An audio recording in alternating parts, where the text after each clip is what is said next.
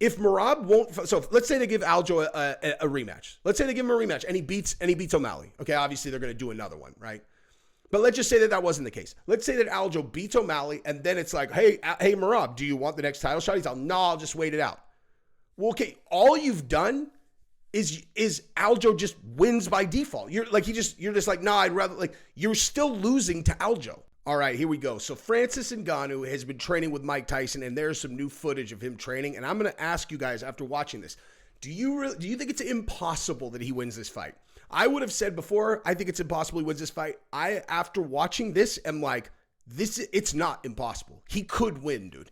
He could win. And this is him training with Mike Tyson. This footage is great. I'm like, wow, dude. Can you imagine? Okay, anyway, so we're going to talk about that. I'm going to show you that footage, and then we're also going to talk about Dana White and Merab because he went in deep on Merab.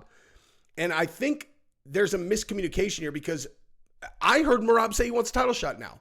Now, maybe there's new information, but you guys can tell me if I misheard what he said because I heard him say that he's up for the title fight, but if not him, then Aljo. That's what I heard, right? Now, could be wrong, but Dana went in on him in the press conference, and we're going to go through both of those. Now, if you have not subscribed to the channel, go ahead and do that. I would appreciate it if you did. Also, we are on one of the last days of the Sheath contest to win the Jays. If you have not entered yet, we don't have that many entries. If you go to sheathunderwear.com and buy anything from the site and then use promo code FIRE and then send me the receipt, then you're entered to win this month's Jays. So you can absolutely do that. There's still time to do it. And that's what it is, man. That's what you can do. All right, so let's rock and roll. And subscribe to the channel if you haven't yet, please, because I would really appreciate it. We're trying to grow, man. Trying to grow. All right, so let's watch this footage of Mike Tyson and Francis Ngannou training, and then we are going to discuss. In sports and life, it's about energy.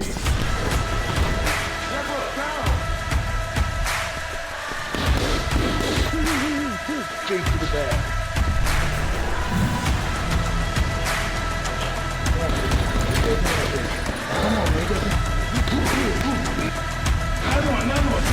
Want to be heavyweight champ? This is what heavyweight champs do. Dude, the guy hits like a Mack truck. You know? Like, I'm serious. When you watch that, Francis does not look like one of these guys that like does. You know what I mean? Like sometimes you see the guys that are training to box, and you're like, oh man, this is, you know, ugh. And hitting pads seems to be a really good indicator. But also just hitting the back. I mean, like, dude, there are a couple sequences in here where it's like, bro, he looks good right here. Let's watch it again really quick. And we're going to find out who is the baddest on the planet. No, it's all about spirit and energy. In sports and life, it's about energy.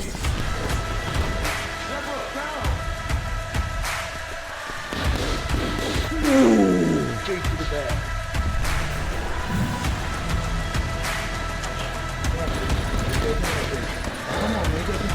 See that one right there, too, where he's hitting the bag right there? Dude. I'm telling you, man. That is a good sequence right there. Full disclosure, of course I want him to win, you know? Of course I want Francis to win. And again, though, like, I don't know, man. If you're looking at that, you're saying to yourself, like, oh, it is literally completely and totally impossible that he wins. I disagree. I mean, of course, it's still I just dropped my phone. I got to start the whole video over. Just kidding. But, I mean, yeah, of course, it's incredibly unlikely. Like, incredibly unlikely.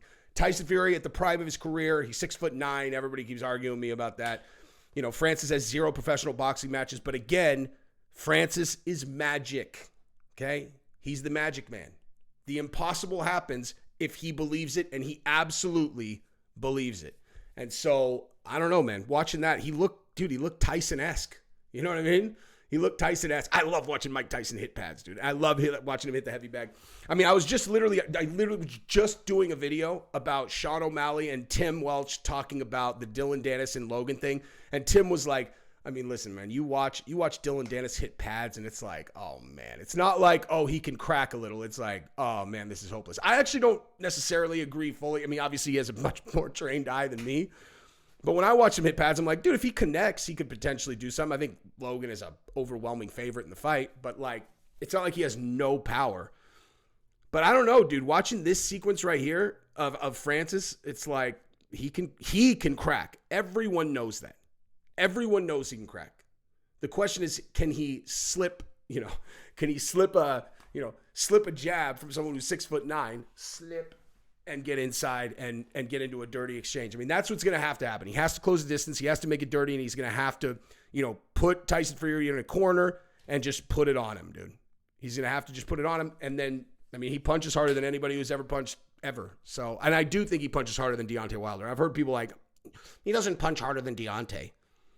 I don't agree. It's obviously something that can be measured, but whatever. That's probably enough. Now, let's continue over to this thing with Dana White and Merab. Why does this look like this? There we go.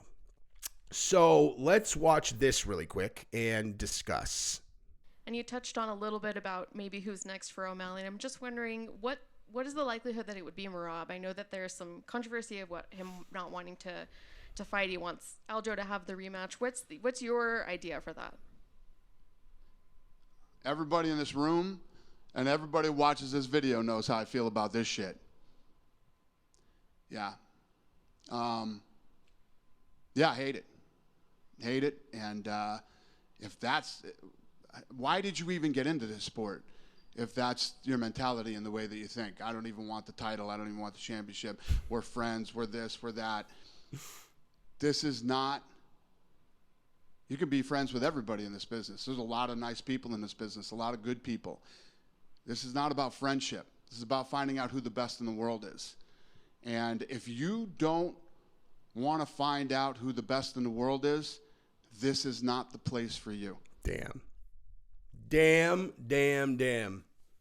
So I had not seen this, okay? I still have not seen the rest of this. And I am going to stop him right there to say the following. I went into this fully prepared to defend Merab because what I saw was Merab said, I want the next title shot, but if not me, then Aljo. But then he said, if it's Aljo and Aljo gets the title, I'll just wait. I'll just wait. And I was going to say, look, man, they are literally like best friends. They live next to each other. They train together. You don't want to go in there and have to take it from your best friend.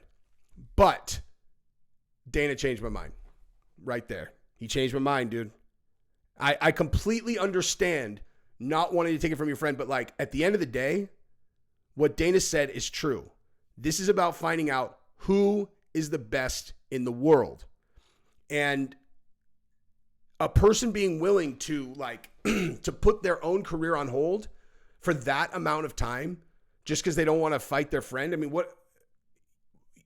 Dana's right. What did you get into this for?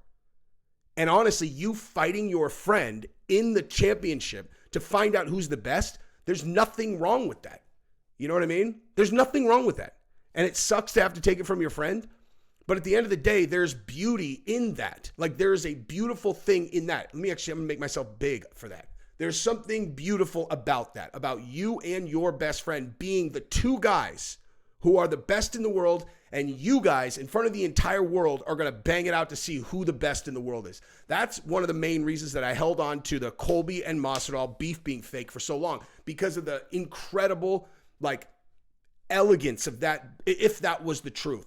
If these two guys in an apartment together cooked up this thing that they're going to make this fake beef, they're going to build it up, they're going to get everybody on board to where every single person believes it, they're the only two guys that know, and then together, they get into the octagon together and they make millions of dollars together, where it's not a real conflict. It's something that the two of them, as opposed to being, having a relationship that blew apart, it's actually the opposite, that they got so tight that they felt comfortable cooking up a pretend beef that they were both in on, and then together they make millions of dollars, and they did it together. They both made it to the pinnacle of the sport together. So still breaks my heart, breaks my heart. It's so much better if it's fake. But listen,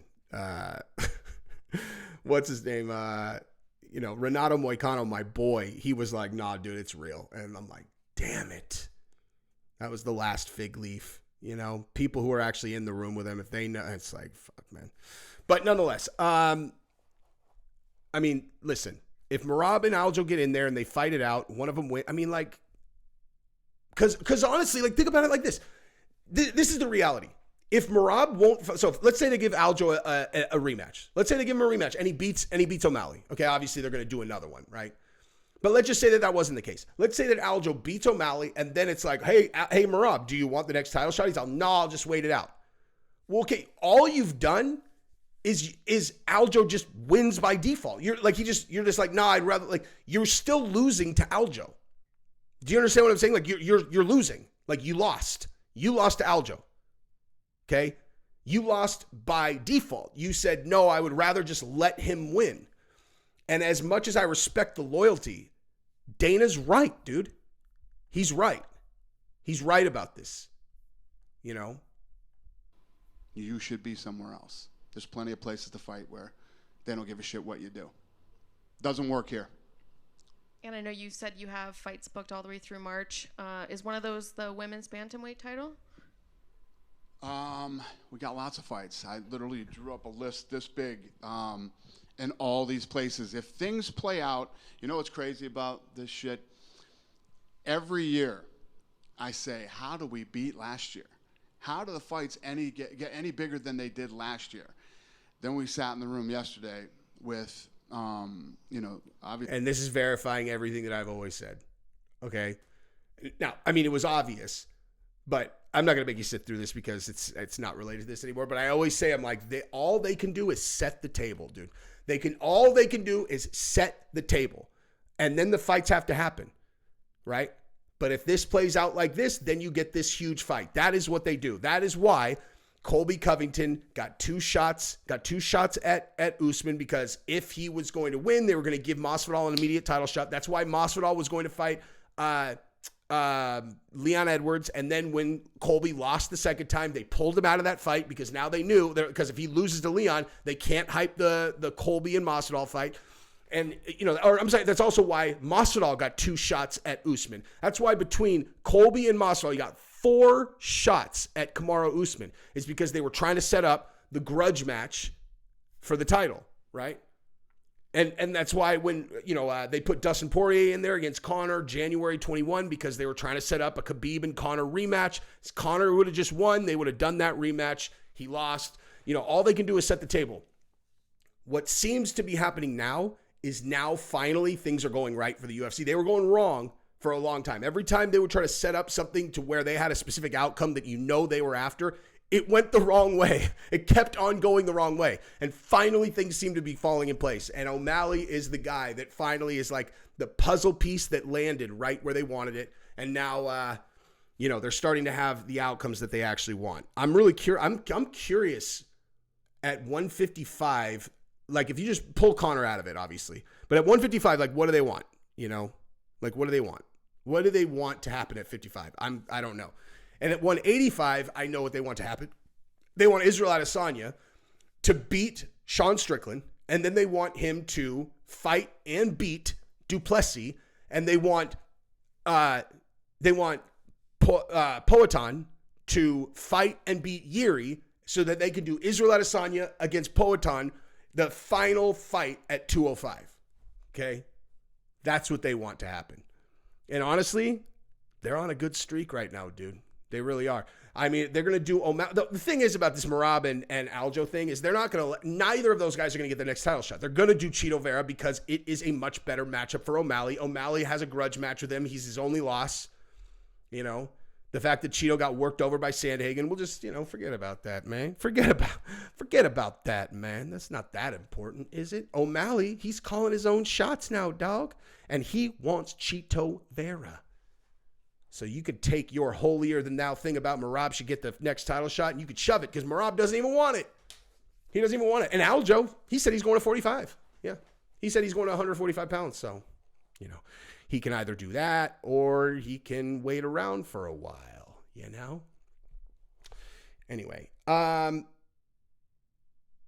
yeah, I'm really curious how a fight between Merab and O'Malley goes. People are just kind of like, oh yeah, Merab is just going to keep chasing him down and taking him down.